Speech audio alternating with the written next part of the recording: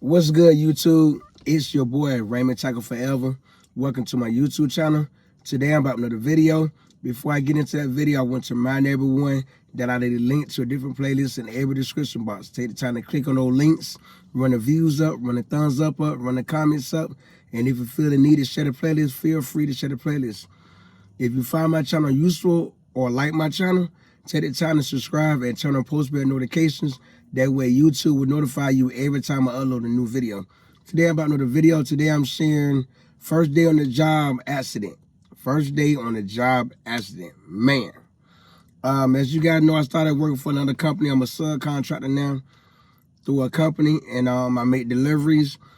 And Monday was my first day on the job. First day on the job of, no, not Monday, Wednesday. Wednesday was my first day on the job working by myself.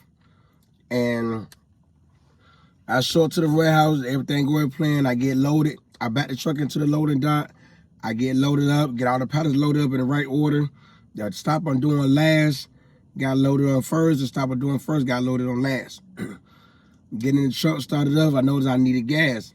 I drive to the gas station that my manager always go to get gas. I pull up to that gas station. I see all the pumps are full.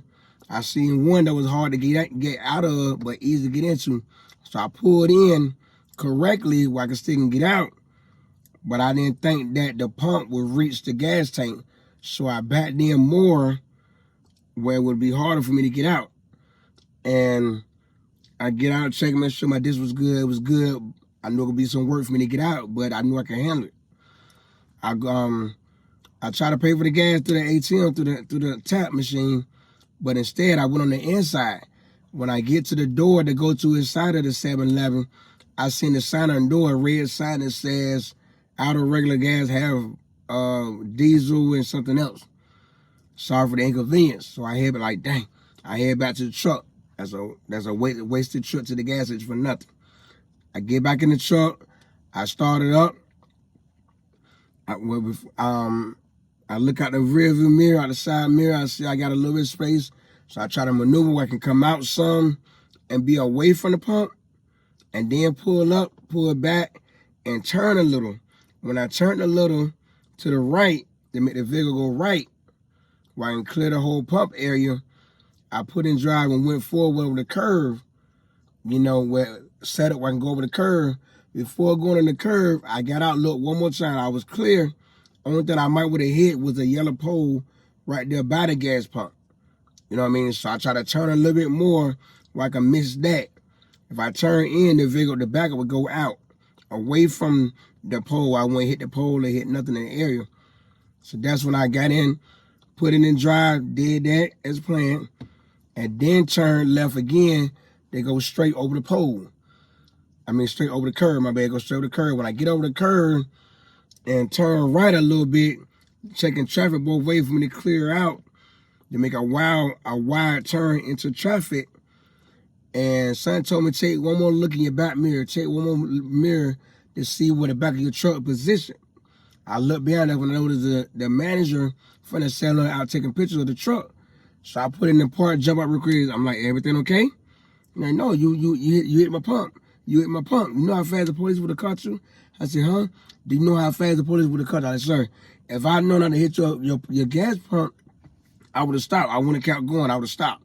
You see, when I seen you in my mirror, I put it in park real quick, jump out the truck to come talk to you, see if everything was okay. Yeah, I understand that, but still, the police would have caught you like this with a split second. They would have caught you. It's a big truck. You can only go so far. Like, I understand that.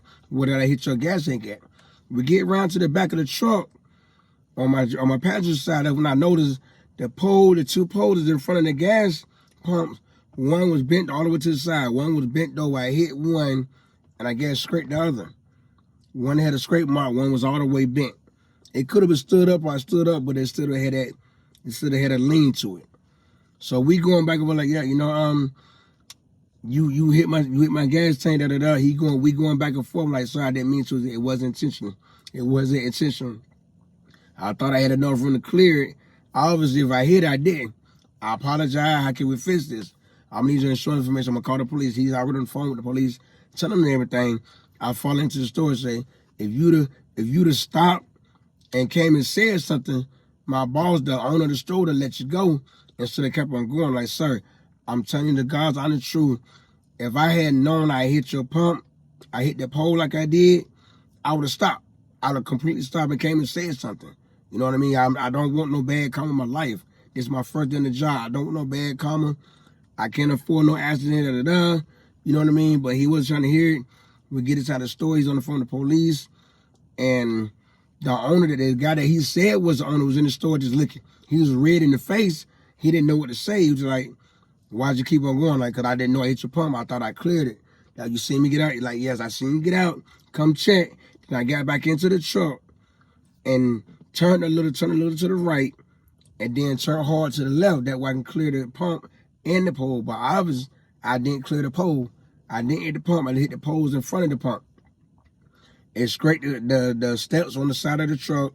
So the paint was on it. So the paint from the pole was on the truck. So he checking the truck. He checking the pump, taking pictures.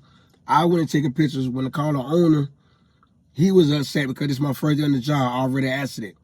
You know what I mean? My first day on the job, I already asked it. Like, that's a very bad sign for first day on the job. You already had an accident. This is something that he feared would happen. You know what I mean? With me not having experience and whatnot. And go back in the store, you know, and he called the police, I gave my insurance information. We changed the insurance information. He gave me the business card to the store with all the contact information I needed that talked to the owner. And I ended up calling another owner. It's two owners of the company that I work for, calling him. He came to, like, he's on the way, don't get no information. I'll be there as soon as I can. You know, they both highly upset with me, both very upset. I would be too. I'm upset with myself. I'm very upset with myself. First day on the job, in the accident, you know, and I'm looking to get my insurance back down, not make it go up more. You know what I mean? And so we staying there chilling when the police come. I apologize to the manager again, trying to explain it to him. I understand what made him, like, all he continued to say was, if you wouldn't have kept going, I'd have told you, don't worry about it, send you on your way. You've been on your day making your money. I understand that, but if I known I hit your pump, your pole, trust me, I would have stopped. I don't want bad karma. I'm a legit, honest person. I don't need no bad karma in my life. So go stand outside chilling. The police finally show up and asked me, am I the guy involved in the accident? Like, yes, sir. Yes, sir. Showed him my box truck. He went to look at the box truck. Know that it didn't have tags on it. Tags is on the dashboard. He asked for the insurance information. So I gave him my insurance, my personal insurance, because I told him I would cover everything. I told the owner I would cover all the expenses to get things fixed. You know, the cop walk over there, see what happened. I showed him on pump 7. What happened? You know, he's like, wow, you bent one pole and you scraped the other pole. Okay. You know what I mean? I didn't know if the manager noticed the other pole was straight, but he was making a big fuss about the pole that was bent. So we go in there, me, the cop, and then the owner face to face talking about it. Is like, since this is private property, since this happened on private property, only thing I can assist you guys with is make sure you exchange information. There's no police report because it's on private property. The rules change when it's on private property. So he made sure I gave the owner my information and my insurance information, and he gave me the business card with his information. So we went from there. The cop went asking more questions. By the time he went and asked so many questions, the second owner, the other owner of the company showed up when they took over from there. You know, and that's when things settled down more. That's when the second owner got them to agree to allow us to pay for the damages and to get them to sign a contract saying that we would cover it. The owner agreed to give us 72 hours to fix it, give it till Sunday to have it fixed. And we sent our, when my boss sent his contractors out there to fix it, told me what it would cost. And when they started to do the work, kind of found out that the owner hired his own company, his own people to fix the pole and whatnot. Then we found out the guy that pretended to be the owner was just a store manager. He's part owner. He's the store manager of the store. So I'm looking like, wow, this is all new to me. You know what I mean? This could have been worked out without all this confusion. You know, so now we going through what we got to go through to get through to the owner, you know, and wait on the bill so we can cover the damages. And We went on the invoice and going from there. This is my first accident. On first day on the job, I was lost. Like, it took me a while to get back focused, but once I got back focused, I was ready to finish the day out. The main owner told me to take the truck back to the shop, and he would have the other co-worker, other driver, come and finish the route. But the second owner said, go and finish the route, at least finish your route so that you can do the job without any more mistakes. You know what I mean? Like, this is one of the reasons they say that accidents don't need to happen. And accidents need to be avoided. If you got a second, third, fourth, fifth, sixth, chance it, think it through. No matter how many looks it takes, get out and look. Make sure you clear whatever you is to clear. And I went on to finish the route, no problem. Everything went as planned. A couple of loads was late, but I got all 4 deliveries done. And end of the day, even with it raining outside, But back to that accident, after I found out that the guy that's a store manager, not an owner, that really threw me like, wow, like, you pretending to be the owner when we could have went straight to the owner. Owner probably said, just a pole, no big deal, Okay, they agreed to pay to get it fixed, right at the contract, and we'll get the invoice when it's done. Now, we didn't know that the owner was going to hire his own people, his own contract to get the job done, and then send us an invoice. So now all we wait on is an invoice. We did an estimate, it came out at $1,200. That's $1,200 out of my pocket. I'd rather pay $1,200 up front and sweep it on the rug without getting my insurance company involved.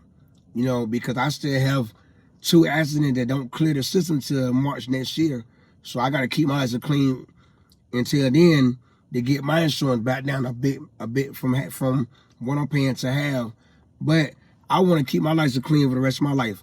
I don't want nothing that's new on my insurance. So from then on, I will be extra cautious and think everything through times 10.